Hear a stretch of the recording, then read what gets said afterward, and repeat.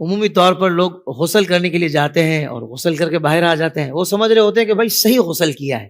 تو آئیے مفتی صاحب بیٹھے ہوئے پوچھتے ہیں ان سے کہ غسل کا سنت طریقہ کیا ہے. کیا فرمائیں گے مفتی صاحب؟ دیکھیں، غسل فرض ہو یا غسل سنت کی ادائیگی کا ارادہ ہو یا غسل مستحب کا ارادہ ہو، سب میں بہتر طریقہ یہی ہوتا ہے کہ سنت طریقے سے غسل کیا جائے. صحیح. غسل کے ویسے 3 فرض ہوتے ہیں. ایک ہوتا ہے کلی کرنا، اور دوسرا ہوتا ہے ناک میں پانی چڑھانا، تیسرا ہوتا ہے تمام ظاہری بدن پر پانی بہانا. یہ فرائض ہے. یہ فرائض ہیں. ٹھیک ہے. لیکن اگر کسی شخص نے یہ بھی ادا کر لیے تو غسل ہو جائے گا. غسل ہو جائے گا. بہتر یہ ہے کہ سنت طریقے سے غسل ادا کرے تاکہ ثواب کا ترتب بھی ہو. ٹھیک ہے. غسل کرنے کا جب ارادہ ہو تو سب سے پہلے نیت کر لی جائے. پاکی کے حصول کی نیت کرنے سے ثواب حاصل ہوگا. پھر قبلے کی تعین کر لی جائے کہ قبلہ کس جانب ہے، اس لیے کہ اگر ستر کھلا ہوا ہو تو قبلے کی پیٹ کرنا اور قبلے کو استقبال کرنا یعنی قبلے کا رخ کرنا، یہ دونوں صورتیں مکروہ تحریمی ہوتی ہیں. صحیح. اب غسل کرنے لگے تو سب سے پہلے یہ کہ دونوں ہاتھوں کو پونچھوں تک دھو لیں. صحیح. اس کے بعد پھر استنجے کے مقام کو دھو لیں، اگلا پچھلا مقام دھو لیں. اس کے بعد پھر جسم پر کہیں ناپاکی لگی ہو تو اسے زائل کر لیں. اس کے بعد پھر جس طریقے سے نماز میں ہم وضو کرتے ہیں بالکل وہی طریقہ اس میں غسل کے اندر بھی ہوتا ہے. جو نماز والا وضو ہے وہی وضو غسل میں سنت ہوتا ہے. صحیح. تو جو نماز والا وضو ہے اسی طریقے سے وضو کر لیں. یہ فقہ نے فرمایا کہ پاؤں نہ دھوئیں، لیکن یہ اس زمانے کے اعتبار سے فقہ نے فرمایا تھا کہ اس زمانے میں چونکہ نالیاں نہیں ہوا کرتی تھی تو غسل کرنے کے بعد پانی سارا جمع ہو جاتا تھا.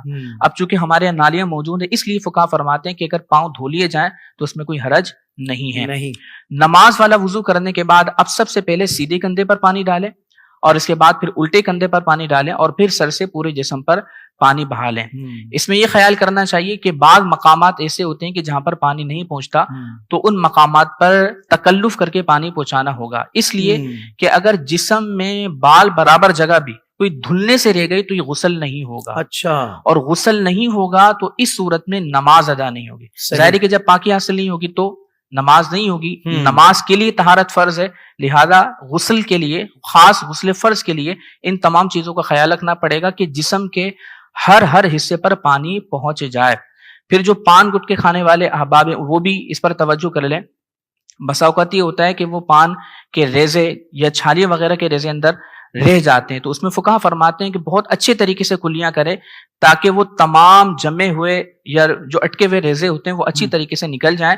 اس لیے کہ غسل فرض میں کلی اس طرح ضروری ہے کہ پانی ہر پرزے پر پہنچ جائے. اسی طریقے سے جسم پر پانی بہانے میں خیال کرنا چاہیے کہ جہاں پانی نہیں پہنچتا وہاں خیال کر کے پانی پہنچایا جائے. سردیوں میں زیادہ خیال کرنا چاہیے کہ جسم پر بسا اوقات خشکی ہوتی ہے تو پانی نہیں پہنچ پاتا، تو خشکی والے مقام پر پانی پہنچانے کا اہتمام ہو. اسی طریقے سے بغل ہے ان پر پانی پہنچانے کا اہتمام کیا جائے. یا وہ اعضاء کی جب مل جاتے ہیں تو پھر ان میں پانی نہیں پہنچ پاتا تو ان میں تکلف کر کے خیال کر کے ان پر پانی پہنچانا لازم ہوگا.